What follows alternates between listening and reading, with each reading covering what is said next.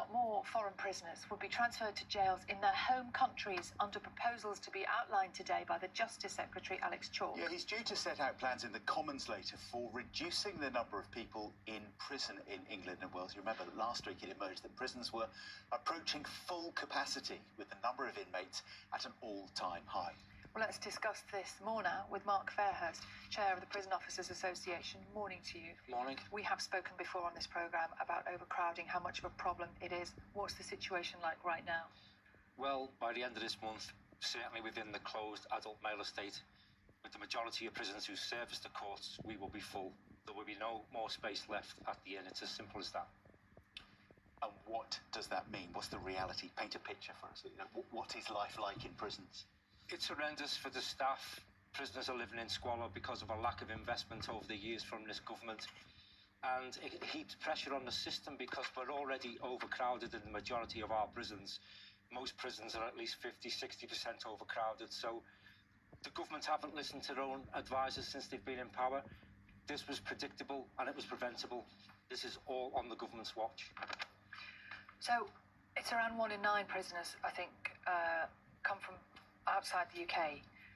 What difference would it make if they were removed earlier than the current situation, if they were removed after 6 months? This is just another headline from the government. Let's not forget they've had 13 years to put this right. So why should we have faith in them doing the right thing now?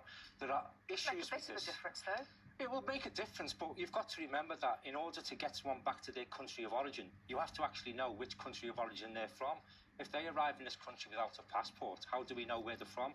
We have to have the agreement of the country to take them back. And we've got legal challenges that we have to combat as well. So there's probably about 10,000 foreign national prisoners in the system as we speak. It would make a huge difference, but they haven't done it over the last 13 years. Why is this so different now? People watching probably thinking, well, surely we know where these people come from. But you're saying that often they won't divulge where they've come from because they don't want to go home, I guess. Well, that's correct. If I want to stay in this country and you don't know my nationality because I haven't got a passport, how do you prove where I'm from? And also, if the country where we want to send them back to agrees that I don't want them back, what do you do then? Where do we send them? We heard, didn't we, recently about potential sentencing reforms, non-violent offenders avoiding prison altogether, but more serious offenders, I'm thinking of maybe people convicted of rape, serving their full sentence. How much of a difference would those suggested reforms make? There are a lot of people in prison serving short sentences of 12 months or under. There's not a lot that prison officers can do with people serving less than 12 months because they've got their own societal issues. They would be better served in the community. So they've got a lot of addictions, maybe they're habitual petty criminals. They would be better served with robust community sentences, but the public have no faith in those sentences. What's a robust community sentence? So it's properly supervised by probation staff or suitably qualified staff, but the probation are just under as much pressure as the prisons. They can't recruit staff, they're struggling to retain staff, they're overworked, they're underfunded, just like the prison service. So that needs to be tackled first. The government say they're adding 100 places into prisons every week. Through rapid deployment cells, which is basically a porter cabin with furniture in, which needs to be plumbed in. You have to have the resources in place to do that. And of course, it's okay creating new prison spaces, but we haven't got the staff to supervise these prisoners who we put in these prison spaces, because this government have absolutely decimated the prison service and every other public sector body for that matter. Why are people, you've spoken quite a lot about the government, but why are people not wanting to join the prison service?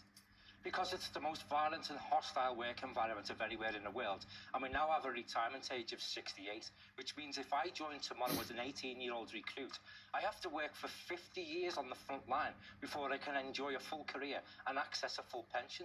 We are a frontline uniformed service, and there is no other public sector body that expects their staff to deal with the type of violence we deal with day in, day out, for 50 years on the front line. This government needs to get a grip. Alex Chalk, the new Justice Secretary, he'll give his statement into the House of Commons later. He's sort of indicated that he wants this to be a fresh start in the job, and he wants to make changes, and that he's listening to the likes of you and listening to prisoners and families and the public. Do you sense a fresh start?